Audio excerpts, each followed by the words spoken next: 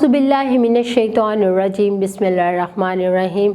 अस्सलाम वालेकुम, मेरा नाम सोबिया सलीम है। आज मैं आपको गौहर पब्लिशर की जानिब से खुशामदीद कहती हूँ।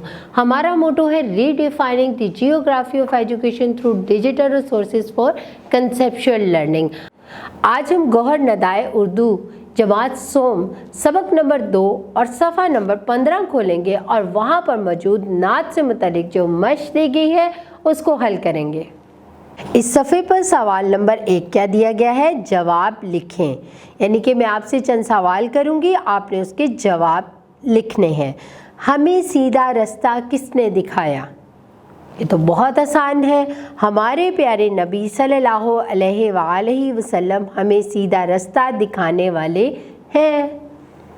अगला सवाल क्या है, प्यारे नबी हज़रत मोहम्मद रसूलुल्लाह ख़ातमुन नबिय्यीन सल्लल्लाहु अलैहि वसल्लम का नाम किससे बुलंद है? ये भी आपको बहुत अच्छे तरीके से आता है। हमारे प्यारे नबी हज़रत मोहम्मद रसूलुल्लाह ख़ातमुन नबिय्यीन सल्लल्लाहु अलैहि वसल्लम का नाम तमाम नबियों से बुलंद है, यानी कि तमाम नबियों में बुलंद तरीन मुकाम उन्होंने हासिल किया है।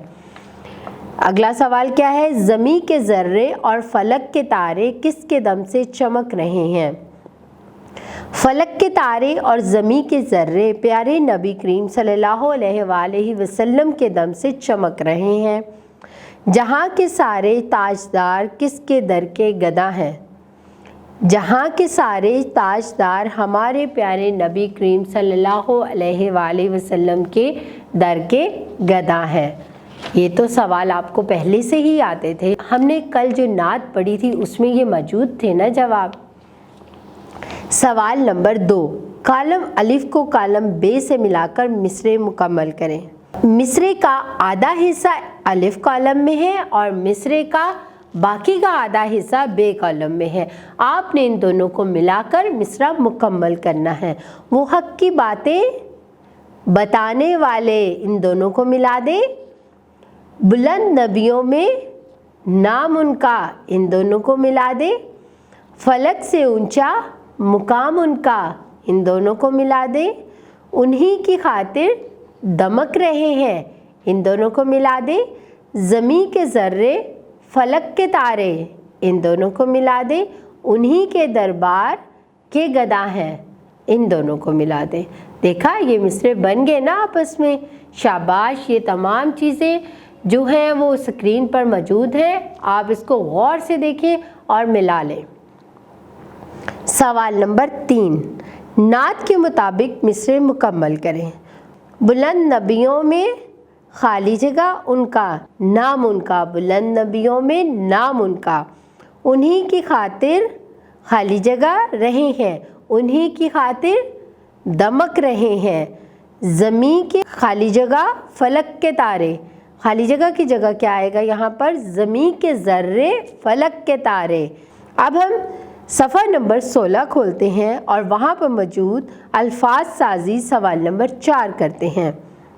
हम आवाज़ अल्फाज के जोड़े बनाएं, जैसे नाम से काम। अब यहाँ पे चंद अल्फाज दिए गए हैं, इनके जोड़े बनाने हैं। कैसे? चमक से दमक, गदा से सदा, दरबार से सरकार, सलाम से कलाम। अब हम सवाल नंबर 5 देखते हैं। आओ बात करें। गिरोह में बैठकर एक दूसरे को बताएं कि आपको कौन सा फल और सब्ज़ी पसंद है और कौन सा फल और सब्ज़ी पसंद नहीं है, और नापसंद आने की वजह भी बताएं। आपने बताना है कि आपको कौन सा फल पसंद है और कौन सा नहीं, और कौन सी सब्ज़ी पसंद है और कौन सी नहीं, और क्यों। अब हम सवाल नंबर 6 करते हैं। आहंग और लय से पढ़ें।